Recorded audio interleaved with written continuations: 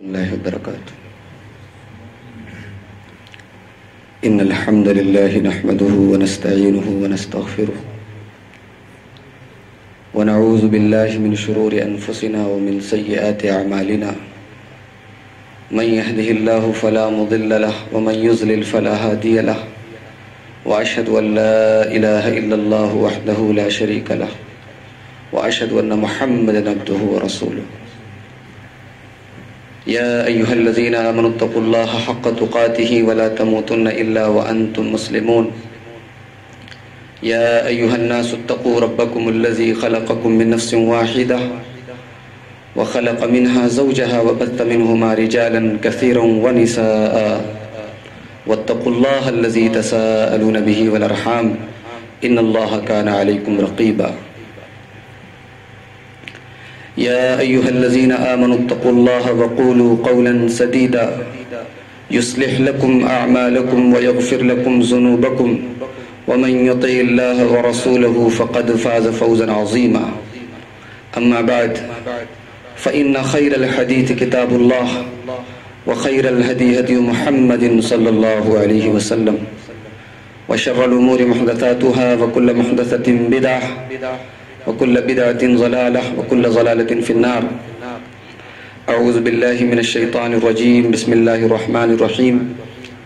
من عمل صالحا من ذكر أو أنثى وهو مؤمن فلنحيينه حياة طيبة ولنجزينهم أجرهم بأحسن ما كانوا يعملون. محترم علماء کرام، محترم بزرگوں، نوجوان بھائیوں، پردہ نشین ماں اور بہنوں، اللہ تبارک و تعالی نے انسان کو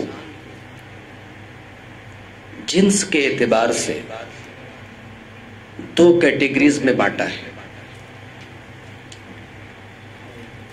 ایک کیٹیگری کو ہم میل کہتے ہیں، مرد کہتے ہیں، اور دوسرے کو ہم فیمیل کہتے ہیں، عورت.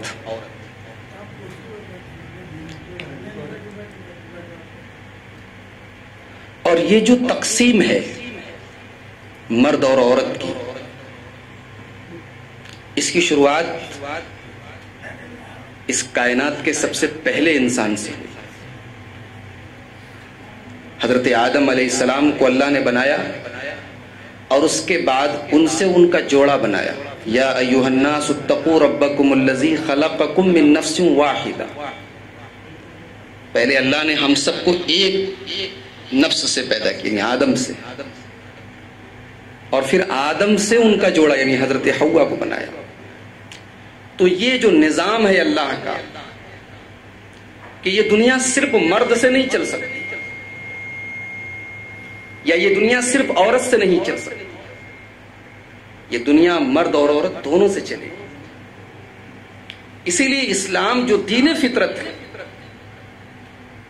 اسلام میں جس طریقے سے مردوں کے لیے تعلیمات ہیں، مردوں کے لیے احکام ہیں، ویسے ہی عورتوں کے لیے بھی احکام ہیں. ثواب کے اعتبار سے، اجر کے اعتبار سے پوری شریعت میرے ناقص علم کے مطابق مرد اور عورت میں کوئی بھید بھاؤ نہیں کیا گیا. اللہ نے قرآن کریم کے 14ویں پارے میں سورہ نحل میں فرمایا،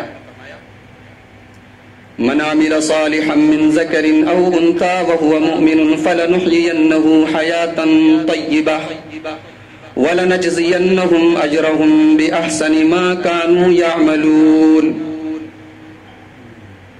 جو بھی مرد نیک عمل کرے اور جو بھی عورت نیک عمل کرے، اگر وہ مومن ہے تو ہم پہلا کام تو یہ کریں گے کہ اس کی زندگی کو خوشگوار بنا دیں گے. اس سے ایک بات یہ معلوم ہوئی کہ نیک عمل کرنے والے کی زندگی، چاہے وہ غریب ہو، زندگی اچھی گزرے. ایک انسان بہت پیسہ کما لے، بہت دولت ہے، لیکن اگر اس کے دل میں ایمان نہیں ہے، اس کے دل میں قناعت کی دولت نہیں ہے، تو بڑی بڑی بلڈنگوں میں بھی رہ کر اس کو سکون حاصل نہیں ہوگا.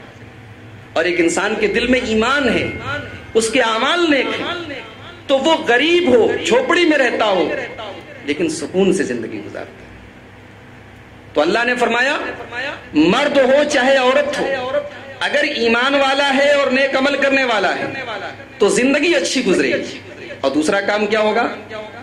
وَلَنَجْزِيَنَّهُمْ أَجْرَهُمْ بِأَحْسَنِ مَا كَانُوا يَعْمَلُونَ، اور ہم ان کو بدلہ دیں گے ان کے عمل کا بہترین بدلہ۔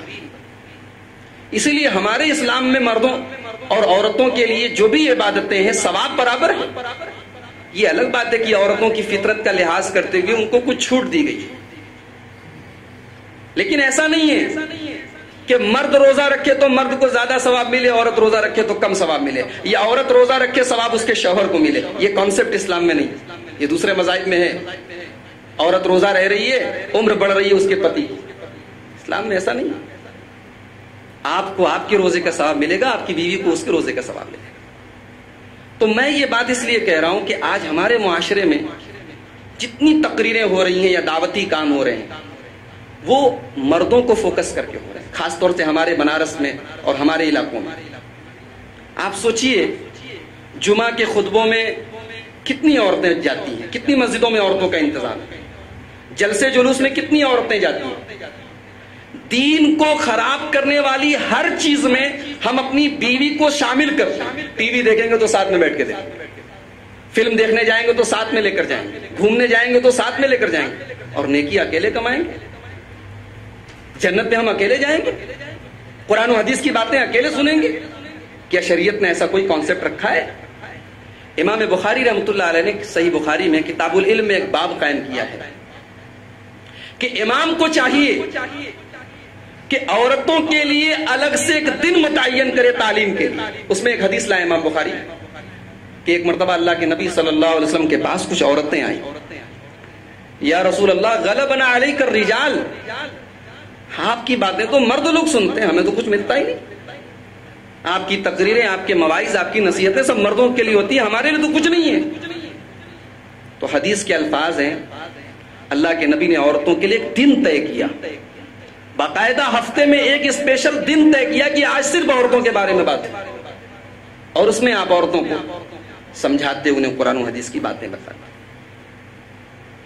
سوال یہ ہے ایک عورت کو کیسا ہونا چاہیے، ایک آئیڈیل عورت کون ہے، ایک مثالی خاتون کون ہے؟ آئیے قرآن سے جواب پوچھتے ہیں۔ ایک عورت اگر بیوی ہے تو اس کا پہلا کام کیا ہونا چاہیے؟ اللہ تبارک و تعالیٰ سورہ روم میں فرماتا ہے وَمِنْ آيَاتِهِ أَنْ خَلَقَ لَكُم مِّنْ أَنفُسِكُمْ أَزْوَاجًا لِتَسْكُنُوا إِلَيْهَا وَجَعَلَ بَيْنَكُم مَّوَدَّةً وَرَحْمَةً۔ اللہ کی بہت بڑی نشانی ہے کہ اس نے تمہارے لیے تمہاری بیویوں کو بنایا، اور یہ تمہاری بیویوں کو کس لیے بنایا؟ لِتَسْكُنُوا إِلَيْهَا، تاکہ تم ان سے سکون حاصل کرو۔ یہ عورت کا پہلا کام کہ وہ اپنے شوہر کے لیے باعث سکون ہو۔ شادی کرنے کے بعد انسان کی زندگی اجیرن نہ بن جائے، اذیت کا گھر نہ بن جائے۔ شادی کے بعد اس کو پہلے سے زیادہ سکون حاصل ہو، پہلے سے زیادہ سیٹسفیکشن حاصل ہو، پہلے سے زیادہ پیسفلی ہو کر وہ زندگی گزارے۔ اور دوسرا مقصد کیا ہے؟ وَجَعَلَ بَيْنَكُم مَّوَدَّةً وَرَحْمَةً، اور یہ اللہ تبارک و تعالیٰ کی بہت بڑی نشانی ہے کہ اس نے میاں بیوی کے بیچ میں، شوہر اور بیوی کے بیچ میں ایک عجیب و غریب قسم کی محبت رکھی۔ اس محبت کا احساس مرد نہیں کر سکتا۔ آپ سے میں کہوں کہ چلیے 1 مہینے کے لیے میرے ساتھ راجہ پورہ رہیے، میرے گھر پر راما پورا چھوڑ کے راجہ پورہ رہیے، چلیں گے آپ میرے ساتھ؟ سب کچھ چھوڑ کر میں جیسا کہوں گا ویسا کرنا ہے آپ۔ مرد ایک دن نہیں کر سکتا، عورت بیچاری پوری زندگی سب کچھ تیاگ کر آپ کے گھر آتی ہے، اور آپ سے اتنی محبت کرنے لگتی ہے کہ آپ کے لیے اپنی ساس سے لڑنے لگتی ہے، آپ کے لیے اپنے دیور اور جیٹ سے لڑنے لگتی ہے، آپ کے اوپر اپنا حق جتاتی ہے۔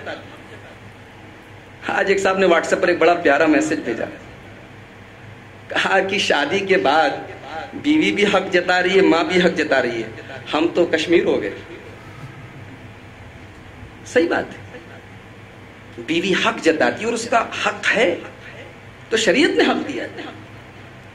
اس کا احساس تو ماں کو بھی کرنا چاہیے کہ اب بیٹا پہلے جیسی توجہ، پہلے جیسا ٹائم میرے لیے نکالے تو پاسبل نہیں ہے.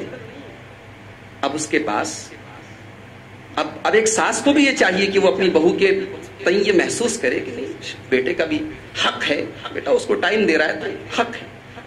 تو یہ جو محبت ہے یہ اللہ نے پیدا کی. تو پتہ یہ چلا کہ ایک آئیڈیل عورت کی پہلی خوبی یہ ہونی چاہیے کہ وہ اپنے شوہر کو سکون دے اور اپنے شوہر کی محبت کا ذریعہ بنے. جانتے ہیں عام طور سے لوگ کہتے ہیں کہ اللہ کے نبی نے 11 شادیاں، لیکن اللہ کے نبی صلی اللہ علیہ وسلم کی پہلی بیوی حضرت خدیجہ رضی اللہ تعالی عنہ، کیا آپ کو پتا ہے کہ آپ نے اپنی پہلی بیوی کی موجودگی میں، حضرت خدیجہ کی موجودگی میں کوئی شادی نہیں. آپ کے نکاح میں جب تک حضرت خدیجہ تھیں آپ نے کوئی شادی نہیں. جانتے ہیں کیوں؟ اس کی وجہ کیا ہے؟ آئیے ایک واقعہ سناتا ہوں. صحیح بخاری کی 3 حدیث.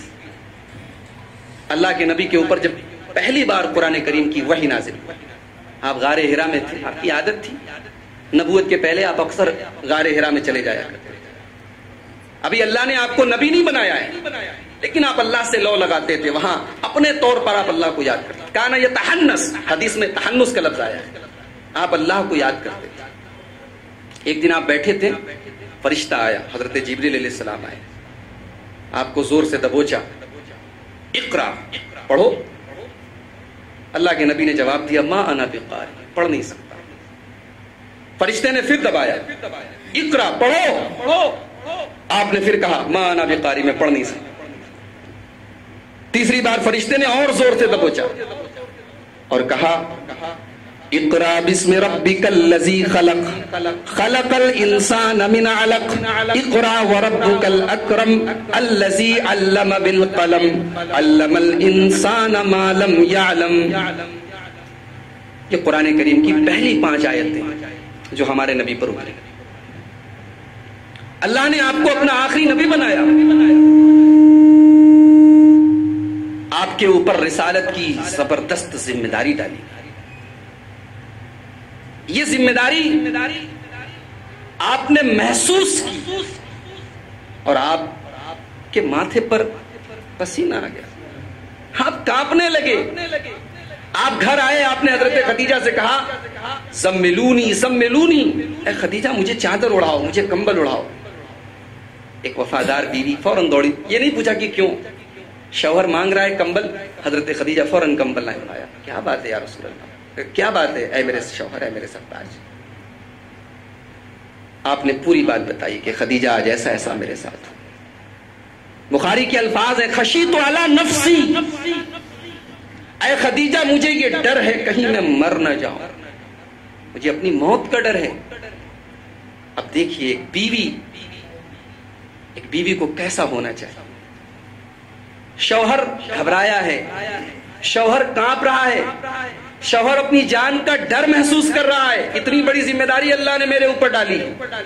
ایک وفادار بیوی کا ری ایکشن کیا ہونا چاہیے، اس کا رد عمل کیا ہونا چاہیے. حضرت خدیجہ جواب دیتی ہیں، کلا واللہ لا یخزیک اللہ ابدا. اے میرے سرتاج، اللہ تبارک و تعالی آپ کو ذلیل نہیں کر سکتا. انک لتصل الرحم وتقسب المعدوم وتقری الضیف وتعین علی نوائب الحق. ارے آپ تو مہمانوں کی مہمان نوازی کرتے ہیں، آپ تو غریبوں کے ماوا اور ملجا ہیں، آپ تو بے سہاروں کے سہارا ہیں، آپ تو حق کے لیے لوگوں کی مدد کرتے ہیں. اللہ آپ کو ذلیل نہیں کرے گا. اگر یہ ذمہ داری آپ کے کندھوں پر ڈالی گئی ہے تو یہ ضرور یہ ذمہ داری اللہ تبارک و تعالیٰ آپ سے پوری کرائے گا.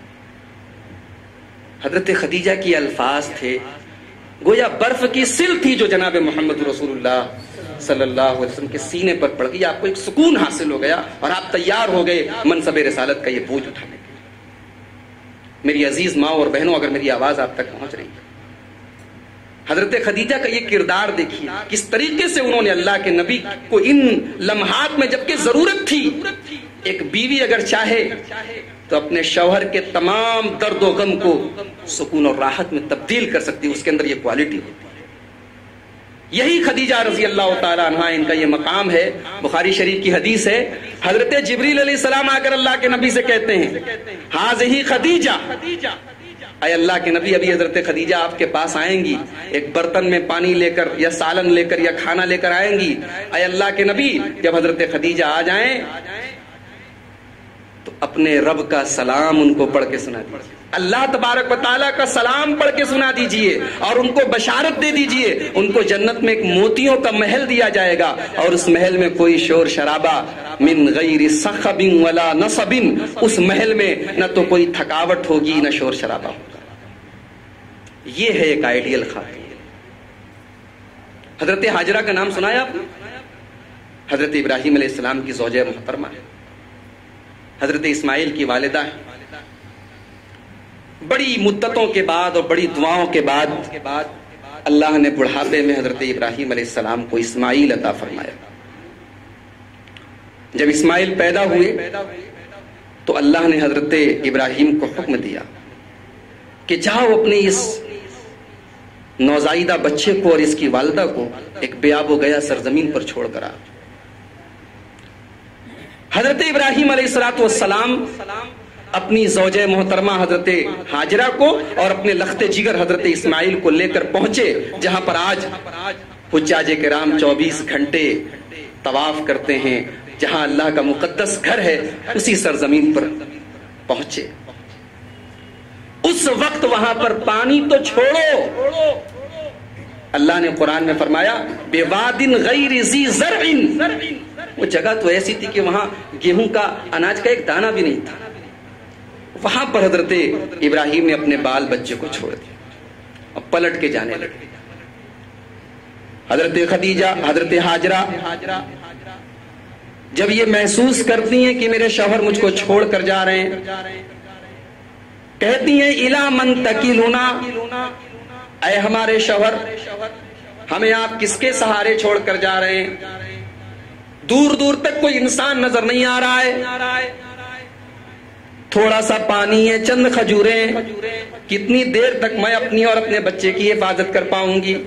الی من تکلنا, اے میرے شوہر آپ کس کے سہارے کس کے حوالے ہم کو چھوڑ کر جا رہے ہیں؟ بخاری کے الفاظ ہیں. پھر حضرت ہاجرہ کہتی ہیں اللہ امرک بہذا, اے میرے پیارے شوہر کہیں ایسا تو نہیں کہ اللہ تبارک و تعالیٰ نے آپ کو اس کا حکم دیا ہے, کہیں آپ اللہ کے حکم کے اوپر اللہ کے آدیش پر اللہ کے آرڈر پر یہ کام تو نہیں کر رہے ہیں؟ حضرت ابراہیم علیہ السلام نے اپنے سر کو ہلایا اور کہا کہ ہاں اللہ تبارک و تعالیٰ کا یہی حکم ہے. غور کرو میری پیاری ماں بہنوں, حضرت ہاجرہ کا ایمان دیکھو, ان کی استقامت دیکھو, اللہ کی ذات پر ان کا بھروسہ دیکھو. جب حضرت ابراہیم نے یہ اشارہ کر دیا کہ یہ میری مرضی سے نہیں ہو رہا ہے بلکہ اللہ کی مرضی سے ہو رہا ہے, تو حضرت ہاجرہ جواب دیتی ہیں اذن لا یضیعنا اللہ ابدا, تو جاؤ بڑے شوق سے چلے جاؤ, اے میرے شوہر اللہ تبارک و تعالی ہمیں برباد نہیں کرے گا, اللہ ہمیں ضائع نہیں کرے گا, اللہ ہماری حفاظت کرنے کے لیے کافی ہے. یہ ہوتی ہے ایک عورت. تجربہ یہ بتاتا ہے کہ اگر عورت تقوی پر اتر جائے, نیکی پر اتر جائے تو مردوں کو پیچھے چھوڑو.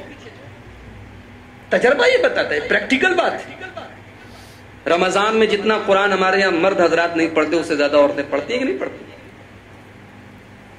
آپ یہ نہیں کہہ سکتے کہ ان کے پاس کام کم ہوتا ہے. آپ کے پاس بزنس ہے تو ان کا ہوم بزنس, کے پاس بھی کام ہے, 24 گھنٹے وہ بھی بزی رہتی ہیں. آپ رات کو سوئے رہتے ہیں, وہ 2 بجے رات میں اٹھ کر سحری بناتی کہ نہیں بناتی؟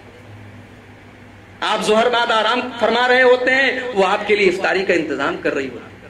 کام بہت رہتا ہے لیکن آپ سے زیادہ قرآن کی تلاوت کر لیتی. عورت اگر جاگ جائے, عورت کو یہ احساس ہو جائے کہ میں ایک مسلمان عورت ہوں, میں ایک مومن عورت ہوں, میں اللہ اور اس کے رسول پر ایمان رکھنے والی ہوں, انقلاب پیدا کر سکتی ہے. فرعون کا نام سنایا آپ نے؟ کیسا آدمی تھا؟ ارے آدمی تھا کہ پائجامہ تھا؟ اپنے آپ کو رب کہتا تھا.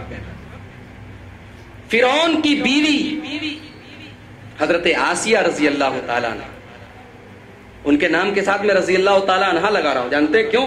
یہ ایمان لائی تھی. شوہر کافر ہے، شوہر اپنے آپ کو رب کہہ رہا ہے.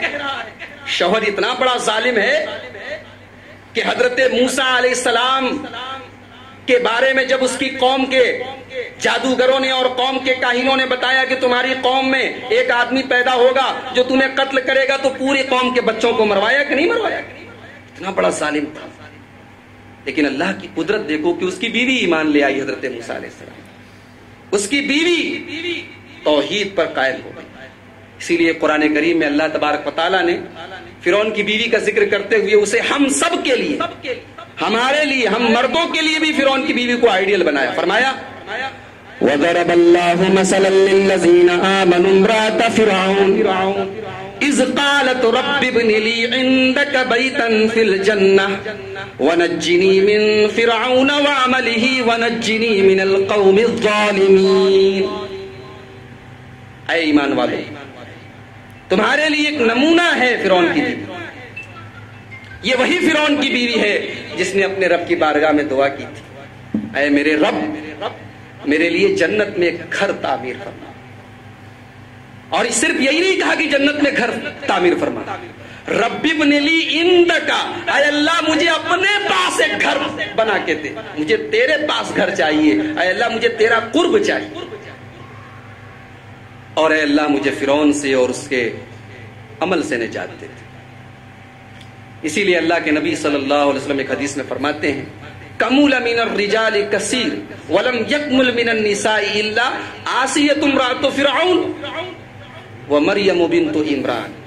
اللہ کے نبی نے فرمایا مردوں میں تو بہت سارے لوگ کمپلیٹ ہوئے، لیکن عورتوں میں 2 عورتیں کمپلیٹ ہوئیں، ایک فرعون کی بیوی آسیہ اور ایک عمران کی بیٹی مریم. یہ مریم کون ہے؟ یہ وہی مریم ہے جن کی ماں نے یہ نظر مانی تھی کہ اے اللہ میرے پیٹ سے جو بچہ پیدا ہوگا میں تیرے دین میں لگا دوں. کہاں گئی آج وہ مائیں جو اپنے پیٹ کے بچے کو باہر آنے کے پہلے دل میں یہ آرزو رکھیں کہ اے اللہ جو بیٹا پیدا ہوگا اسے تیرے دین میں لگا دوں. آج تو تمنا یہ ہوتی ہے بیٹے کو ایکٹر بناؤں گی، بیٹے کو یہ بناؤں گی، بیٹے کو وہ بناؤں گی، میرا بیٹا بہت بڑا کاروباری بنے گا، میرا بیٹا بہت بڑا کرکٹر بنے گا. یہ مائیں آج دنیا میں نہیں ہیں. حضرت مریم کی ماں یہ نظر مانتی ہیں کہ اے اللہ میں اپنے پیٹ میں جو بچہ ہے اس کو تیری راہ میں وقف کر دوں گی. لیکن جب بچہ باہر آیا، جب بچے نے جنم لیا تو پتہ لگا کہ یہ تو لڑکی ہے، یہ تو عورت ہے. مایوس ہو گئی کہ عورت تو یہ کام نہیں کر سکتی. اللہ نے فرمایا لیس الذکر کالانثی، اے مریم کی ماں تجھے کیا پتا کہ اس لڑکی کا وہ مقام ہوگا جو دنیا کے بہت سارے مردوں کو بھی حاصل نہیں. یہ مریم ہے، ان کی پرورش ان کے خالو حضرت زکریا کرتے ہیں. کلما دخل علیہا زکریا المحراب وجد عندها رزقا. حضرت زکریا علیہ السلام جب بھی مسجد میں آتے تو دیکھتے کہ حضرت مریم کے پاس پھل موجود ہے، بے موسم کا پھل موجود ہے. سوال کرتے یا مریم انا لکی ھذا، اے مریم یہ پھل کہاں سے آیا؟ میں تو مسجد کو بند کر کے گیا تھا، میں تو گیٹ بند کر کے گیا تھا، کوئی آدمی اندر نہیں آیا، یہ پھل آیا کہاں سے؟ ایک سبق یہ بھی دے رہے ہیں حضرت زکریا، اے بیٹی کی پرورش کرنے والوں، اے بیٹوں کی پرورش کرنے والوں، تھوڑا اپنے بچوں کے اوپر نگرانی بھی کیا کرو. رات میں 11 بجے اگر بچہ گھر آ رہا ہے تو باپ کو یہ پوچھنے کا پورا حق حاصل ہے کہ گھر کے ڈسپلن کے خلاف تم کیوں گئے؟ ہمارے گھر میں اتنی دیر تک بچے نہیں آیا کرتے. نگرانی ہونی چاہیے، تربیت کے کچھ تقاضے. قالا یا مریم انا لکی ھذا، اے مریم یہ پھل تیرے پاس کہاں سے آیا؟ قالت هو من عند اللہ.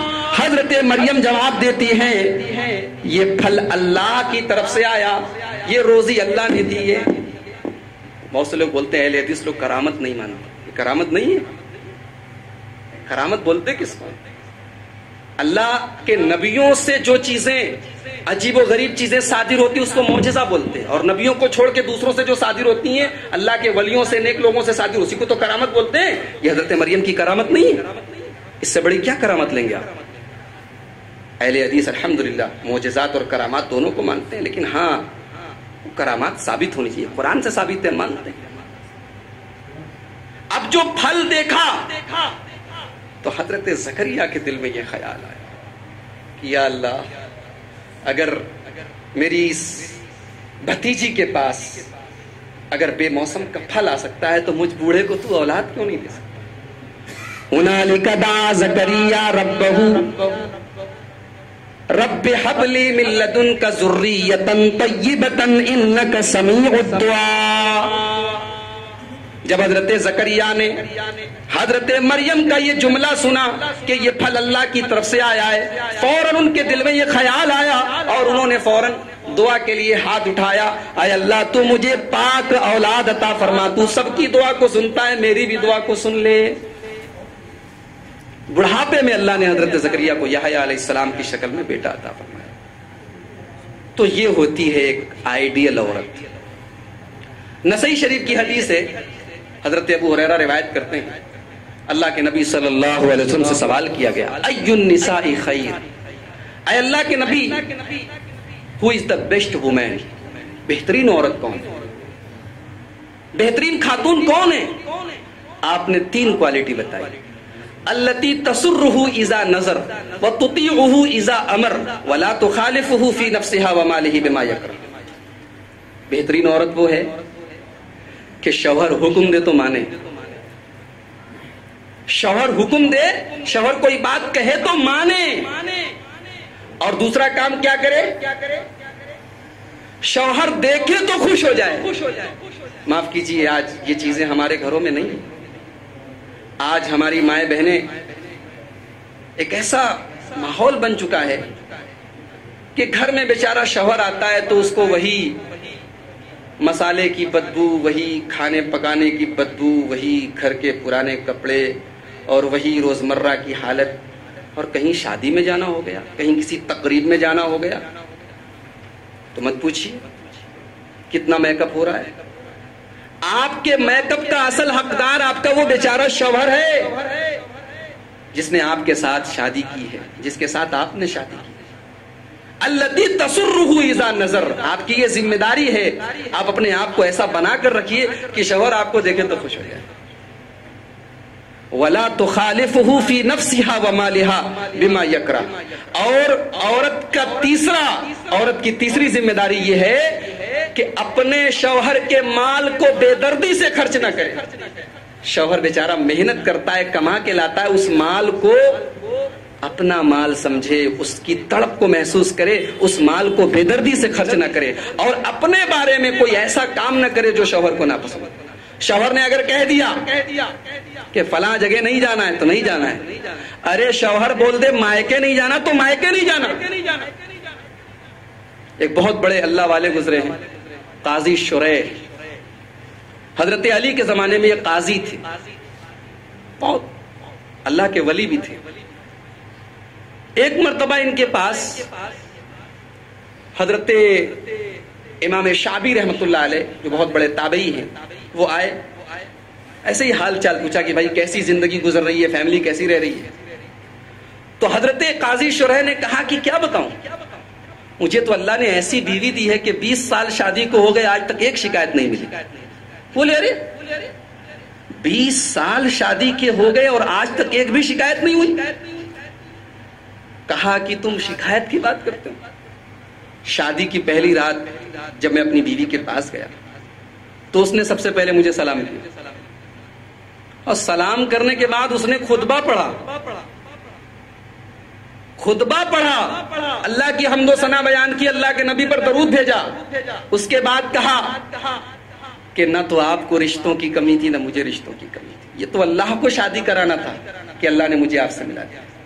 میں بھی آپ کے لیے اجنبی، آپ بھی میرے لیے اجنبی، مجھے نہیں پتا کہ آپ کو کیا پسند ہے اور مجھے یہ بھی نہیں پتا کہ آپ کو کیا ناپسند ہے۔ اے میرے شوہر، آپ مجھے بتا دیجئے آپ کو کیا پسند ہے، میں وعدہ کرتی ہوں آپ کو جو پسند ہے وہی کام کروں گی۔ آپ مجھے بتا دیجئے آپ کو کیا ناپسند ہے، میں وعدہ کرتی ہوں آپ کو جو ناپسند ہے میں قریب بھی نہیں جاؤں گی، اور آپ کو اگر مجھے رکھنا ہے تو پیار کے ساتھ رکھیے، نہیں رکھنا ہے تو پیار کے ساتھ ودا کر دیجئے۔ قاضی شریح کہتے ہیں بیوی کی تقریر سن کے مجھے بھی جواب میں تقریر کرنا پڑا. میں بھی کھڑا ہوا, میں نے بھی خطبہ دیا اور میں نے کہا کہ اگر واقعی تم جیسا کہہ رہی ہو, اگر ایسی ہی تم رہو گی تو مجھ سے زیادہ خوش نصیب شوہر کوئی نہیں رہے گا.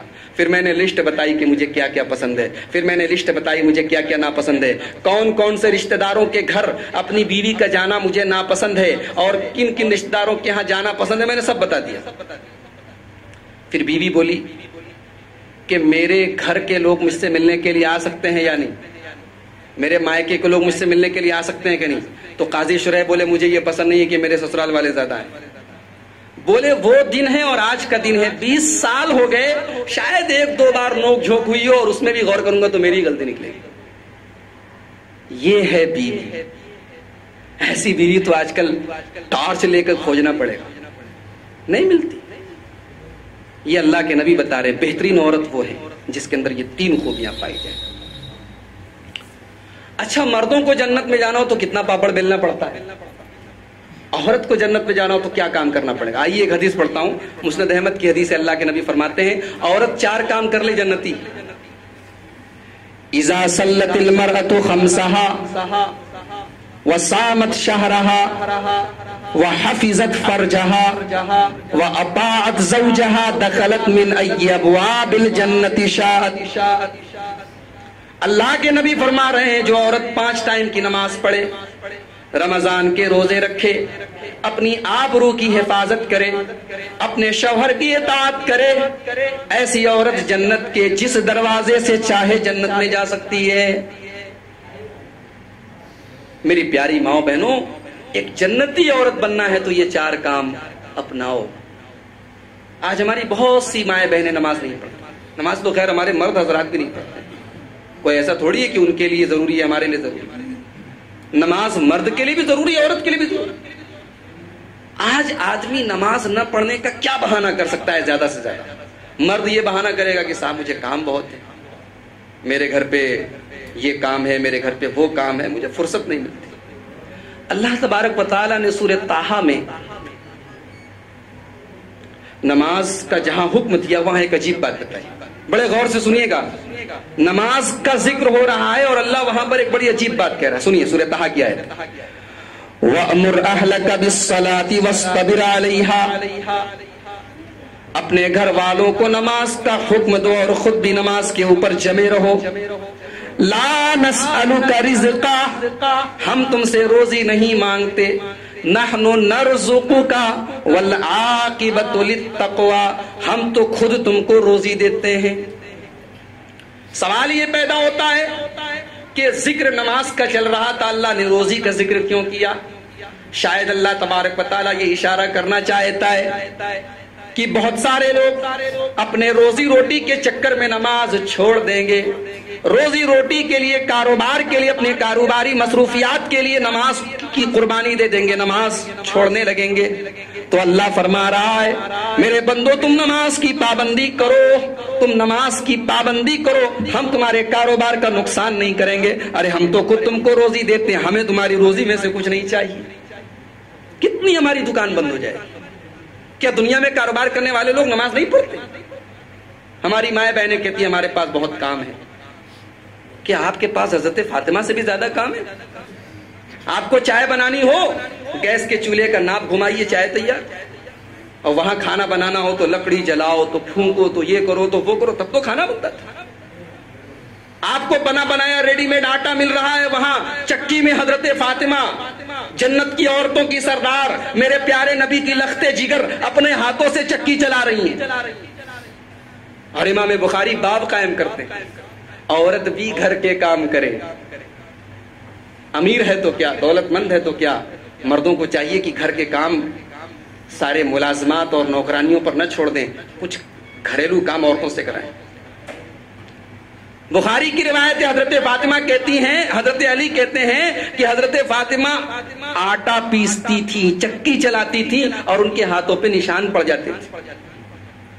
ایک مرتبہ ان کو معلوم ہوا کہ اللہ کے نبی کے پاس کچھ خدام آئے ہیں, کچھ غلام آئے ہیں. تو حضرت فاطمہ اپنے ابا سے ملنے کے لیے آئی.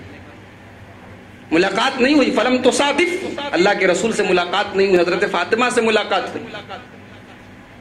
کہا کہ اے میری پیاری امی جان، اللہ کے رسول آ جائیں تو ان کو بتا دیجئے کہ آپ کی بیٹی فاطمہ آئی تھی، آٹا پیس پیس کر اس کے ہاتھوں پہ نشانات پڑ گئے ہیں، اگر ہو سکے تو اپنی بیٹی کو ایک غلام عطا کر دیجئے۔ بخاری کے الفاظ ہیں، اللہ کے نبی شام کو آئے، حضرت عائشہ نے بتایا، اللہ کے نبی اپنی بیٹی سے ملنے کے لیے سسرال پہنچ گئے، اپنی بیٹی کے گھر پہنچے۔ حضرت علی کہتے ہیں ہم دونوں میاں بیوی بستر پہ سونے کی تیاری میں تھے، اللہ کے نبی دروازے پر آئے، ہم دونوں کھڑے ہونے لگے اپنے نبی کے استقبال کے لیے۔ اللہ کے نبی نے کہا بیٹھے رہو، اعلیٰ مکانکم، اپنی جگہ پر رہو۔ اللہ کے نبی اپنی بیٹی کے بستر پہ آتے ہیں، اپنے داماد اور اپنی بیٹی کے بیچ میں بیٹھ جاتے ہیں۔ حضرت علی کہتے ہیں حتی وجدت برد قدمیہ، میں نے اللہ کے نبی کے پیروں کی ٹھنڈک محسوس کی، اتنا قریب آ کر بیٹھ گیا۔ اور پھر اس کے بعد اللہ کے نبی نے فرمایا اے علی اور اے فاطمہ،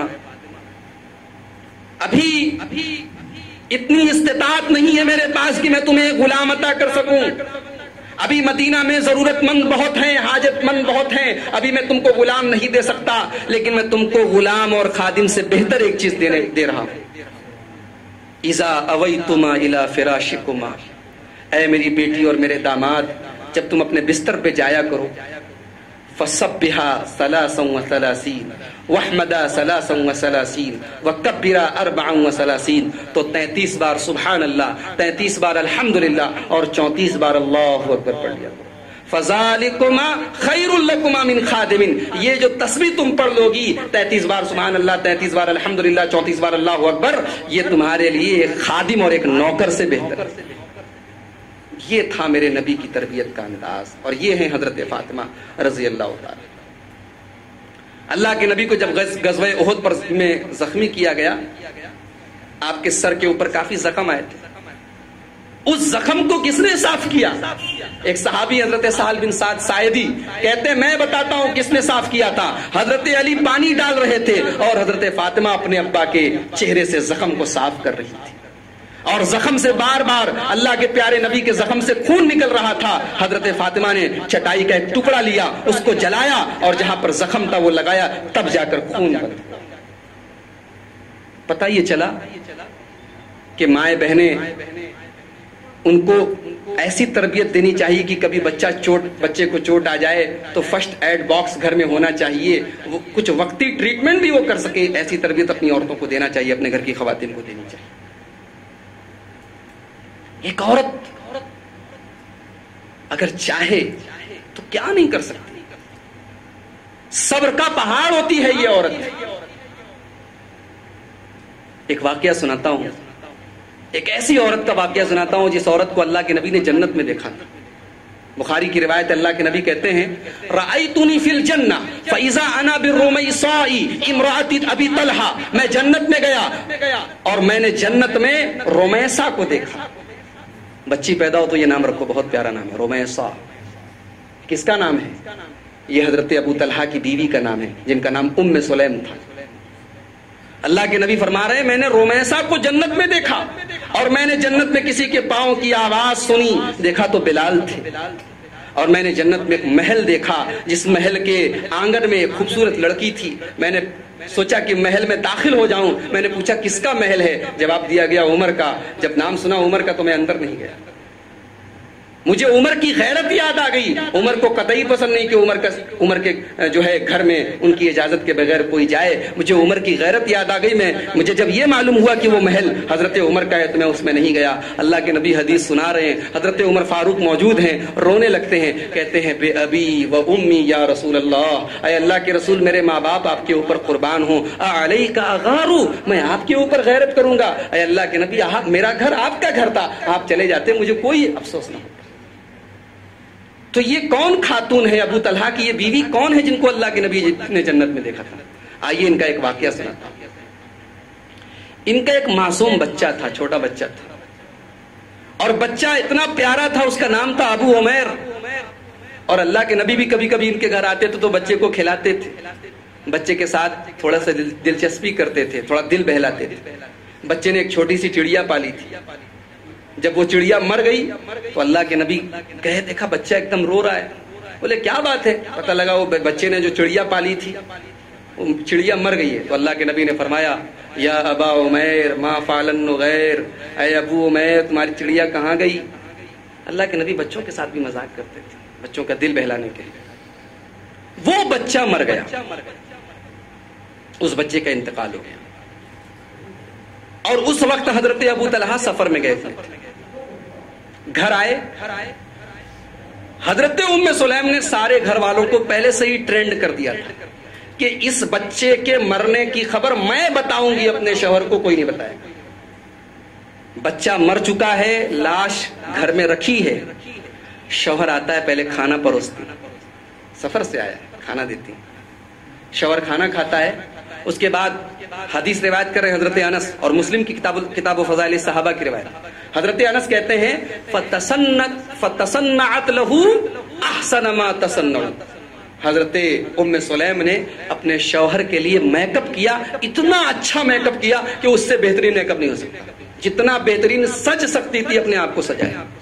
میری ماں بہنوں، ایک ماں کے دل پر کیا بیتتی ہے جب اس کا بچہ مرتا ہے.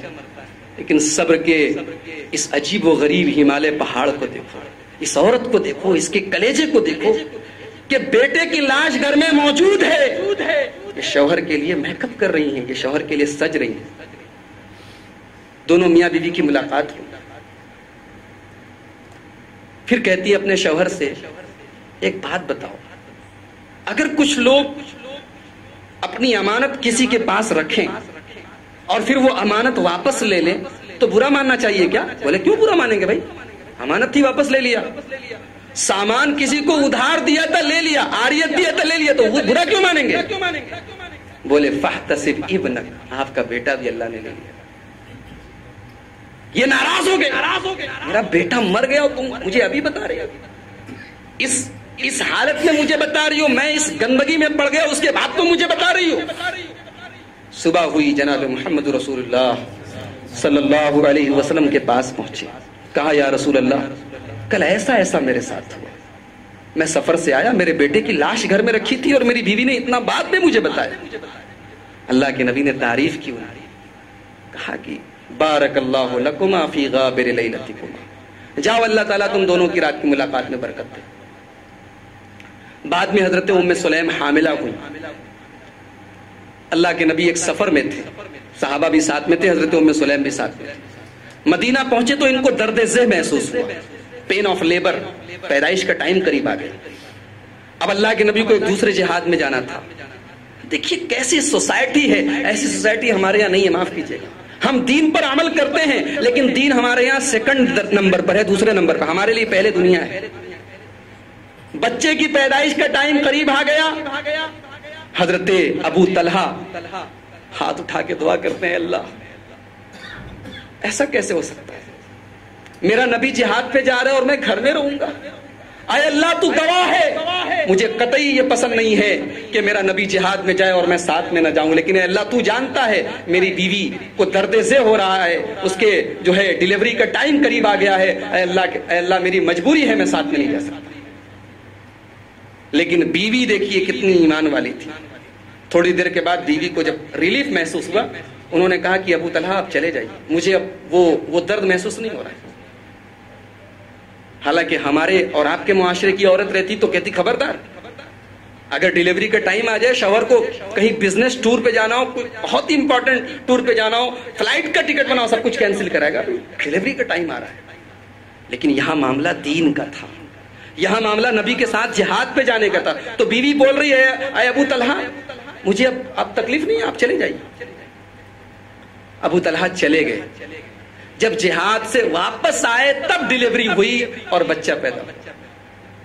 اب بچہ جو پیدا ہوا تو حضرت انس کہتے ہیں کہ میری ماں نے کہا کہ اے انس خبردار، اس بچے کو کوئی تب تک دودھ نہ پلائے جب تک جناب محمد رسول اللہ صلی اللہ علیہ وسلم کے پاس تم اس کو لے کر نہ جاؤ. کہتے ہیں صبح صبح میں نے بچہ گود میں لیا اور اللہ کے نبی کے پاس پہنچا. اللہ کے نبی کے ہاتھ میں اس وقت ایک لگا جاتا تھا، نشان لگایا جاتا تھا کہ یہ حج والا اونٹ ہے، یہ حج والا جانور ہے. تو اللہ کے نبی یہ سب کام بھی اپنے ہاتھ سے کر لیتے تھے. ہمارے یہاں مولانا صاحب یہ سب کام کریں گے تو تھرڈ کلاس کا کام ہے. اللہ کے نبی کے ہاتھ میں وہ داغنے والا آلہ تھا اور آپ اس کام میں مشغول تھے. آپ نے دیکھا کہ حضرت انس اپنی گود میں ایک بچہ لے کر آئے ہیں. بچہ دیکھتے ہی اللہ کے نبی سمجھ گئے ام سلیم کا بچہ ہے. کہا کہ ام سلیم کو بچہ ہوا ہے کیا؟ کہا کہ ہاں اللہ کے رسول. آپ نے وہ آلہ, داغنے والا آلہ رکھ دیا, بچے کو گود میں لیا. کہا کہ اجوا لاؤ, مدینے کی اجوا, بہترین کھجور. اللہ کے نبی نے اجوا منگوائی, تھوڑی دیر تک اپنے منہ میں ڈالی اور تھوڑی دیر تک اپنے منہ میں اس کو نرم کیا اور نرم کرنے کے بعد بچے کے منہ میں ڈالا. حدیث کے الفاظ ہیں فجعل الصبی یتلمذها, بچہ اس کھجور کے ٹکڑے کو چبانے لگا. اللہ کے نبی مسکرانے لگے کہ دیکھو انصاریوں کے بچے کیسے کھجور پسند کرتے ہیں, دیکھو مدینہ کے انصاری کے بچے بھی کھجور پسند کرتے ہیں, بچہ کھجور چوس رہا ہے. پھر اللہ کے نبی نے بچے کے سر پر ہاتھ پھیرا اور اس کا نام عبداللہ رکھا. یہ تھا نبی کے زمانے کا ماحول, یہ تھی سوسائٹی. میرے پیارے بھائی, ہمارے یہاں یہ سماج نہیں ہے. ہم اپنے بچوں کو آج ہمارے ایک ماں اگر چاہے تو اپنے بچے کو امام بخاری بنا سکتی ہے. ایک ماں اگر چاہے تو اپنے بچے کو ابن تیمیہ بنا سکتی ہے. آج دنیا ابن تیمیہ کو جانتی ہے, ان کی ماں کو کوئی نہیں جانتا. دنیا امام بخاری کو جانتی ہے, ان کی ماں کو کوئی نہیں جانتا. یہ عورت ہوتی ہے جو پروڈکٹ تیار کر دیتی ہے اور خود بیچاری گمنام ہو جاتی ہے. یہ عورت ہوتی ہے, اس کو شہرت نہیں چاہیے. یہ سماج کو مفکر دیتی ہے, یہ سماج کو محدث دیتی ہے, یہ سماج کو مفسر, محدث, فقیہ اور دیندار, علماء اور علامہ دیتی ہے, اور بیچاری خود اپنی گھر گرستی میں لگی رہتی ہے. یہ کلیجہ صرف عورت کے پاس. میری ماؤں بہنوں, آج ضرورت ہے کہ ہم اپنے گھر کا ماحول بھی ایسا بنائیں. اللہ کے نبی کے زمانے میں کیسے بچوں کی تربیت ہوتی تھی. اللہ کے نبی حضرت عبداللہ ابن عباس سے کہتے ہیں, یہ حدیث سنا کے بعد ختم کرتا ہوں, کافی لمبی بات ہو گئی. عبداللہ ابن عباس 8-10 سال کے بچے, اللہ کے نبی کہتے ہیں یا غلام انی اعلمک کلمات, اے بچے آؤ میں تمہیں کچھ باتیں سکھاتا ہوں. 8 سال کا بچہ ہمارے یہاں کھیلتا رہتا ہے, اس کو کوئی دین کی بات نہیں سکھاتا, اس کو کوئی عقیدہ نہیں سکھاتا. لیکن اللہ کے نبی 8 سال کے بچے کو کیا سکھا رہے ہیں, سنیے. اے بچے آؤ میں تجھے کچھ باتیں بتاتا ہوں. یا غلام احفظ اللہ یحفظک, اے بچے اللہ کی حفاظت کر, اللہ کے قانون کی حفاظت کر, اللہ کی شریعت کی حفاظت کر, اللہ تیری حفاظت کرے گا. احفظ اللہ تجدہ تجاہک, اے بچے اللہ کی حفاظت کر, اللہ کے قانون کی حفاظت کر, ہمیشہ اللہ کو تو اپنے سامنے پائے. اللہ کے نبی کے جملے پر غور کیجئے, بار بار اللہ کا نام آ رہا ہے. احفظ اللہ یحفظک, احفظ اللہ تجدہ تجاہک, 2 بار اللہ آیا.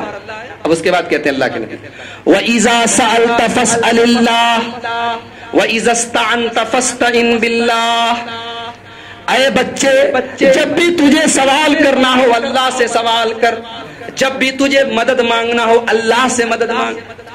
غور کیجیے, یہ میرے نبی ہیں.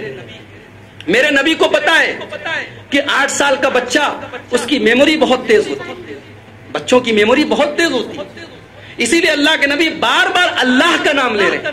حالانکہ عربی زبان ہمارے علماء جانتے ہیں کہ جب ایک بار اللہ کہہ دیا تو دوبارہ اللہ کہنے کی ضرورت نہیں تھی, وہاں پر ضمیر استعمال کی جا سکتی تھی.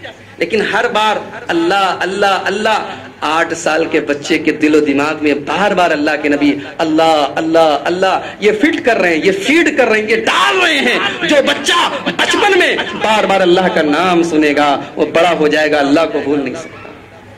میری ماں بہنوں, کہاں گئی وہ مائیں جو اپنے بچوں کو اللہ سے ڈرنے کی. ہے کوئی ماں جو اپنے بچے کو یہ سکھائے, بچے مانگنا تو اللہ سے مانگنا, مدد مانگنا تو اللہ سے مانگنا. ہم تو شیر سے ڈراتے ہیں اپنے بچوں کو, بلی اور کتے سے ڈراتے ہیں, جانوروں سے ڈراتے ہیں, کیڑے مکوڑوں سے ڈراتے ہیں. اللہ سے ڈرنے کی تعلیم ہم نے کب دی؟ یہ توحید کی گھٹی ہم نے کب پلائی اپنے بچوں کو؟ اللہ کے نبی کہتے ہیں 8 سال کے بچے سے کہتے ہیں وَإِذَا سَأَلْتَ فَاسْأَلِ اللَّهِ وَإِذَا اسْتَعَنْتَ فَاسْتَعِنْ بِاللَّهِ, بچے سوال کرنا تو اللہ سے کرنا, مدد مانگنا تو اللہ سے مدد مانگنا. اس کے بعد اللہ کے نبی اس 8 سال کے بچے کو تقدیر کا سبق سکھایا. وَعْلَمْ أَنَّ الْأُمَّةَ لَوِ اجْتَمَعُوا عَلَىٰ أَن يَنْفَعُوكَ بِشَيْءٍ لَا يَنْفَعُوكَ إِلَّا بِشَيْءٍ قَدْ كَتَبَهُ اللَّهُ لَكَ. اے بچے یاد رکھ, ساری دنیا مل کر بھی تجھے کوئی فائدہ پہنچانا چاہے تو نہیں پہنچا سکتی مگر وہی فائدہ جو اللہ نے تیری تقدیر میں لکھا ہے. ساری دنیا مل کر تجھے نقصان پہنچانا چاہے تو نہیں پہنچا سکتی مگر وہی نقصان جو اللہ نے تیری تقدیر میں لکھا ہے. رفعت الاقلام وجفت الصحف. اللہ نے تقدیر کی جو قلم لکھی سب قلم اٹھا لی گئی. اللہ نے تقدیر کے جو کاغذ لکھے جو صحیفے لکھے وہ صحیفے سوکھ گئے. تقدیر لکھی جا چکی ہے, تقدیر فائنل ہے. اب زندگی میں کچھ الگ نہیں ہو سکتا. میری پیاری ماؤں بہنوں, اس انداز سے اپنے بچوں کی تربیت آج ہم اور آپ کر رہے ہیں. کہاں سے اسلامی معاشرہ بنے گا؟ کہاں سے صحابہ جیسی سوسائٹی بنے گی؟ ضرورت ہے کہ ہم مرد حضرات بھی اور ہمارے گھروں کی خواتین بھی ان باتوں کی اہمیت کو سمجھیں. ہم جس طریقے سے اپنی دنیا کے لیے الرٹ ہیں, کاروبار کے لیے الرٹ ہیں, اپنے گھر کے کاموں کے لیے الرٹ ہیں, ہم دین کے لیے بھی الرٹ ہیں. ہم اپنے ان بچوں کو, اپنی آنے والی نسلوں کو بچانے کا کام کریں, کیونکہ یہی فیوچر ہے اس امت کا, یہی مستقبل ہے. اگر یہ بگڑ گئے تو آنے والا زمانہ بہت خراب ہوگا. اللہ تبارک و تعالیٰ سے دعا ہے رب العالمین ہم سب کو اپنے گھروں کی اصلاح کرنے کی توفیق عطا فرما. رب العالمین ہم سب کو, مردوں کو بھی اور عورتوں کو بھی, سب کو اسلامی تعلیمات پر عمل کرنے کی توفیق عطا فرما. جب تک اس دنیا میں زندہ رہیں اسلام پر زندہ رہیں, اور جب ہمارا خاتمہ ہو ایمان پر ہو. آمین. وآخر دعوانا الحمدللہ رب العالمین. جزاک اللہ.